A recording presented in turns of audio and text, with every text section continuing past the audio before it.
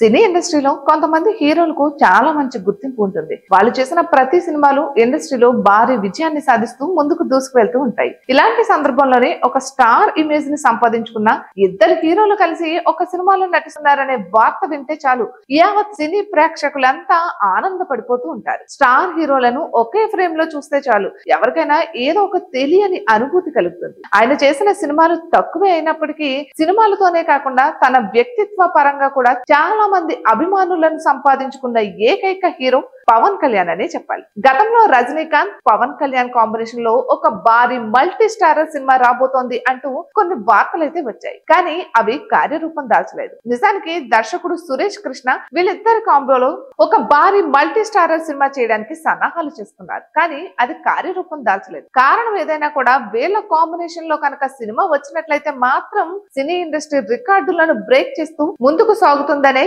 యావత్ Indian cine అభిమానులంతా కోరుకున్నారు. కానీ అనుకున్న విధంగా ఈ సినిమాలైతే పట్టా లెక్కలేకపోయింది. కారణం ఏదైనా కూడా అటు రజనీకాంత్ అభిమానులు ఇటు పవన్ కళ్యాణ్ అభిమానులు తీవ్రంగా నిరాశ చెందారనే చెప్పాలి. కానీ ఇప్పుడు వీళ్ళ కాంబినేషన్ లో సినిమా వచ్చే అవకాశాలు ఉన్నాయా అంటే లేవనే చెప్పాలి. ఎందుకంటే రజనీకాంత్ మహా అంటే ఇంకో 4 సినిమాల కంటే ఎక్కువ చేయలేరు. పవన్ కళ్యాణ్ ఇప్పుడు సినిమాలు చేసే అవకాశం కూడా లేకుండా పోయింది. కాబట్టి వీళ్ళ కాంబినేషన్ లో సినిమా రావడం అనేది అసాధ్యమనే చెప్పాలి.